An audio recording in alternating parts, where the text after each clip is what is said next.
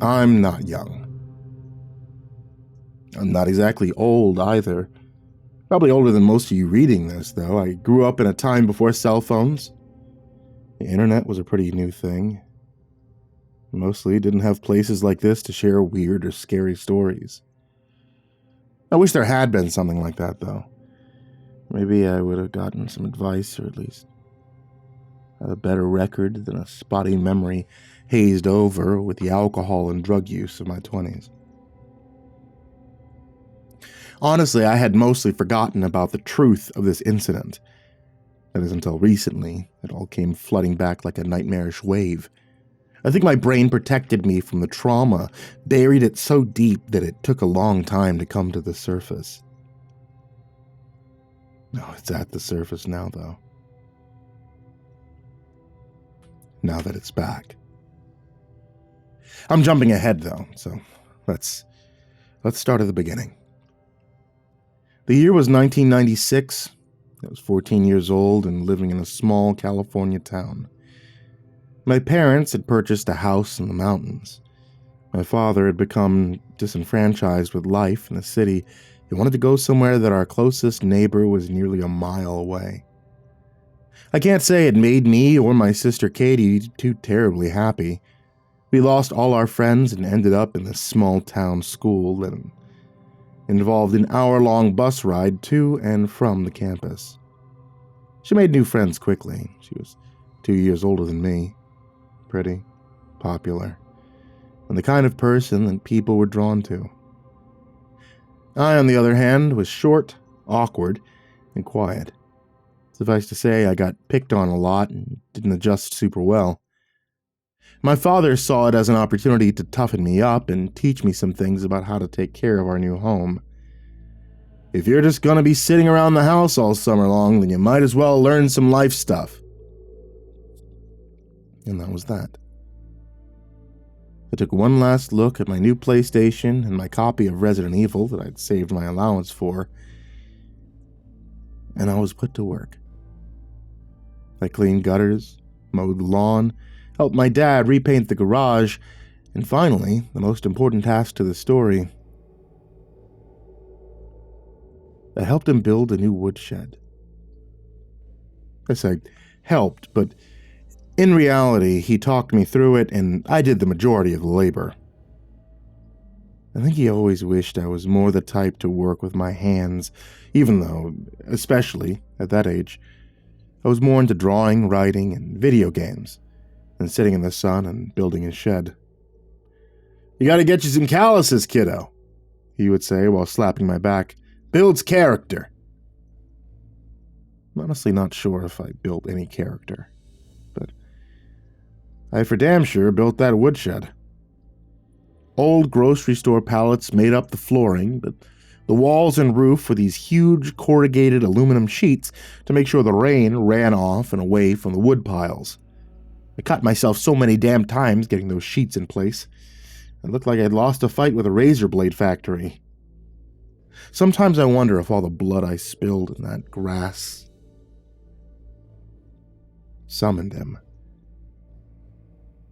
Like I accidentally performed some ritual that I was totally unaware of.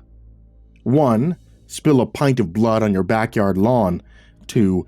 Curse profusely while putting up a woodshed with your dad laughing at you the whole time.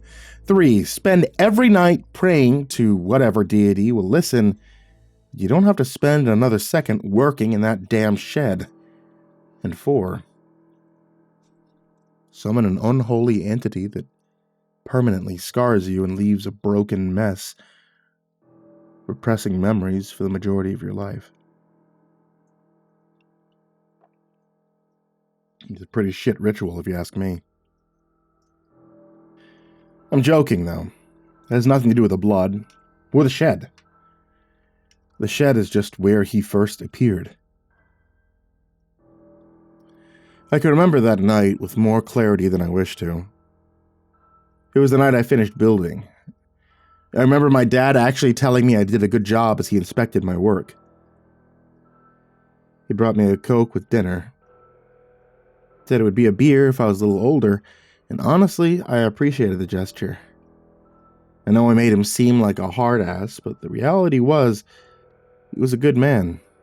Just very old school in his sensibilities. After dinner, I went up to my room and finally spent some time playing my game. My sister had left for the night, and she was going on her first date with a boy that she'd met at school. Since she was going to be out late, my parents agreed I'd earned it and said that I could stay up as late as I wanted. My hands hurt, and I was exhausted, but I honestly didn't care.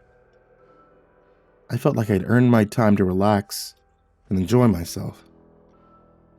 Felt good. I stayed up way too late. The clock rolled over to 1:30 and I finally told myself I should get some sleep because who knows what chore Dad had for me the next day.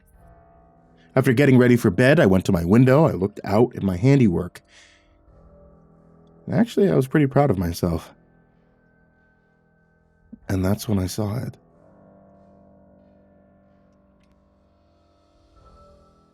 At first, I thought it was my dad.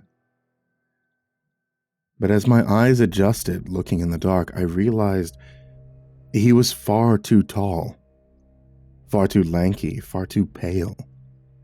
His clothes hung off his thin frame in ragged tatters and bellowed in the night breeze.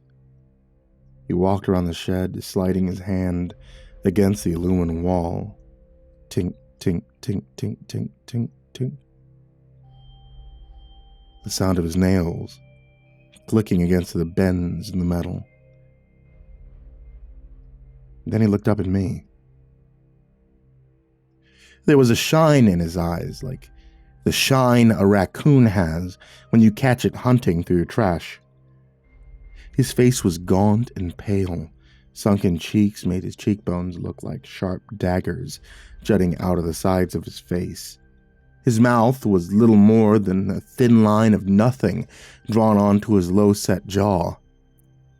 It wriggled slightly as he lifted his gaze onto me. I shouldn't have been able to hear its soft whisper, yet I could very easily. It rang in my ears with a pitch similar to someone rubbing a wetted finger on a half-full crystal glass. It shuddered. A manufactured weakness like its weak-looking frame. Come out to play, or I come in.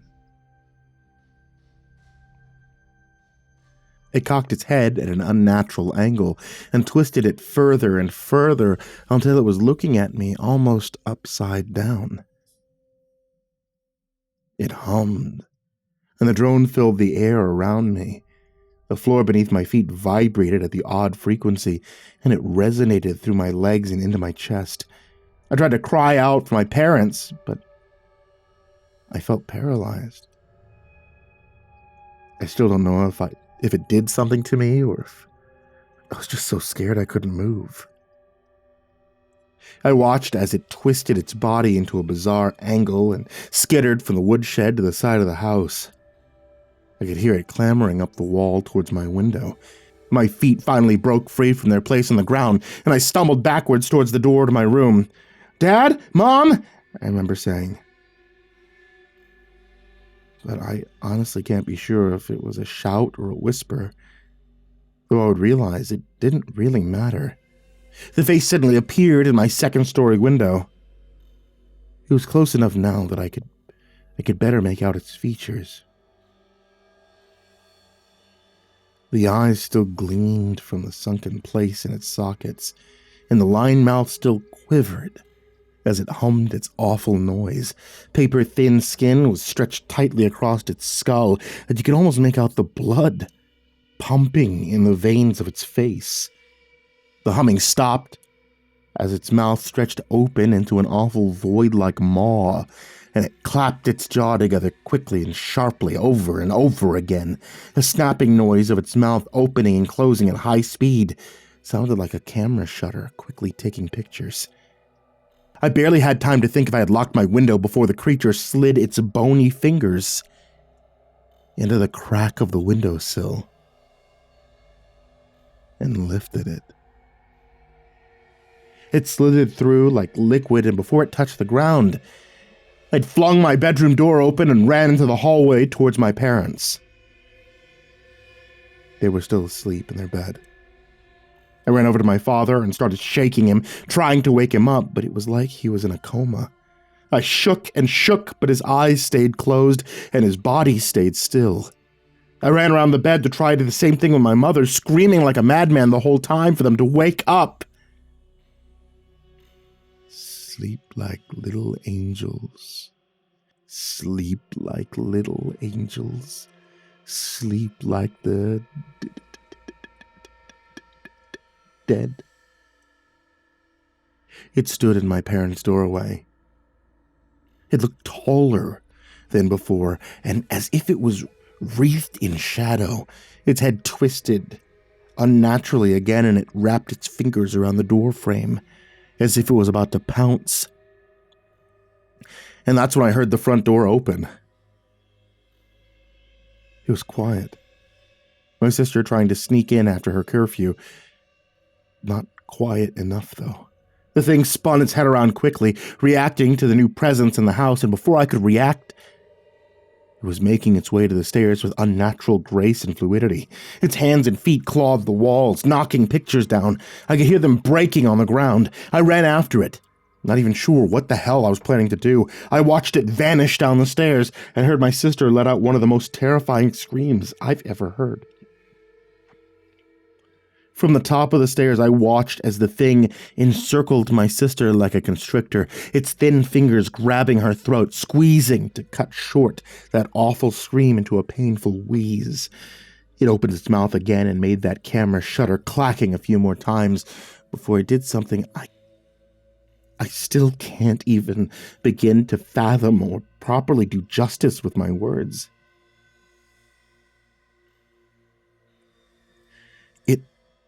It drained the life from her. I could see it happening, her eyes wide with terror as her form seemed to blur, and what I could most accurately describe as her soul being ripped from her body and into that horrid creature's open mouth. Her hair turned white, her skin went pallid and gray until she almost looked like the thing that was killing her. I bolted down the stairs in an attempt to stop what I was seeing, but was quickly flung away as it reached an arm out and threw me backward with little to no effort. I slammed hard against the stairway and heard my legs snap. I watched, screaming in a mix of terror and pain as it drained every last drop of life from my sister and left her a sunken, wide-eyed shell on the floor of our entryway.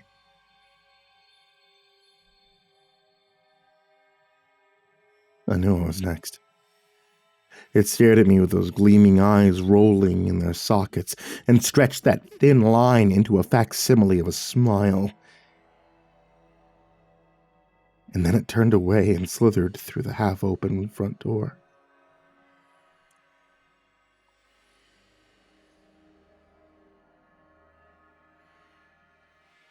I was left alone. Leg shattered, mind broken, staring helplessly at my sister's lifeless body. It felt like I was lying there for hours, soaking in the scene around me. The pain in my leg fading to shock and thoughts racing through my mind as to why it didn't kill me too. The screams of my parents, when they finally woke up and found us, seemed like they were happening in another world.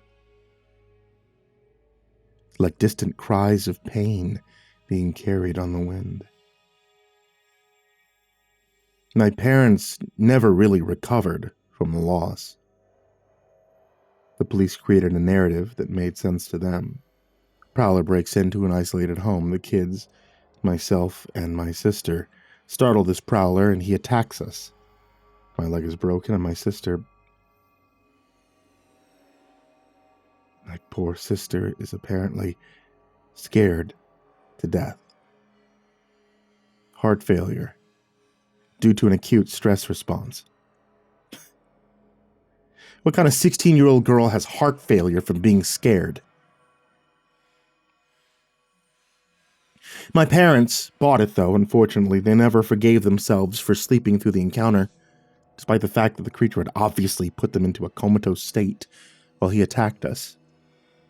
My mother and father separated a few years later. Shortly after that, my father drank himself to death. My mother hasn't spoken to me in years. She fell down her own shame spiral that led her to isolating herself from us to protect herself from the pain. I, on the other hand, I just forgot as much about the encounter as my mind would allow. I, too, decided the police story was easier to digest than the truth. And maybe it helped.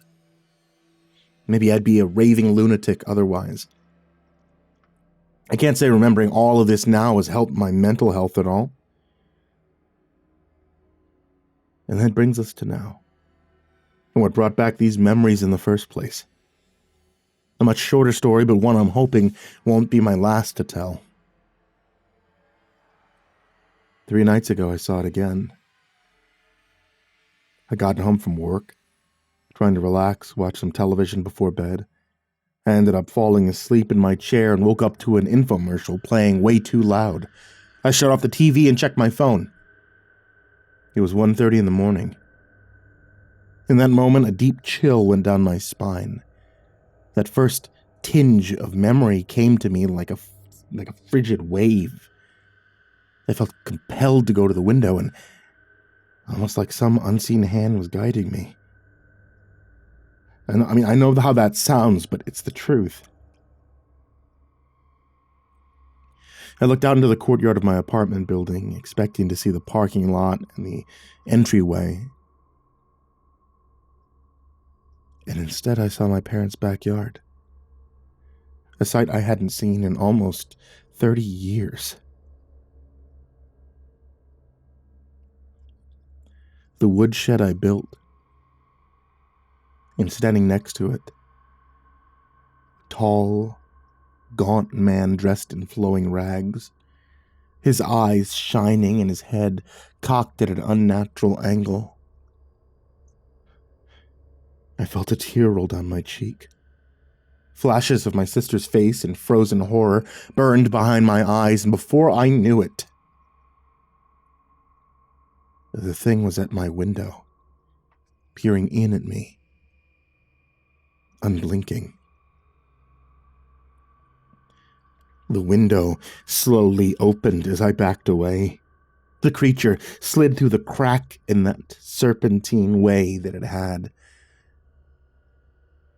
and stood before me, somehow even taller than I remember. Its thin-lined mouth dropped open, and it released my sister's horrifying scream from somewhere deep down inside, before it did its quick, shuddering motion. Sleep like the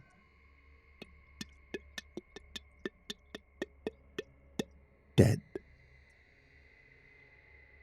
It reached for me and I screamed. And then it was daylight. The creature was gone. And 7 hours had passed. I spent a long time wondering if I was dead and just didn't realize it. Maybe that would be preferable. Maybe it'd be better for me to be trapped in that monstrosity like my sister. At least then, I wouldn't be wondering. Wondering when it was coming back.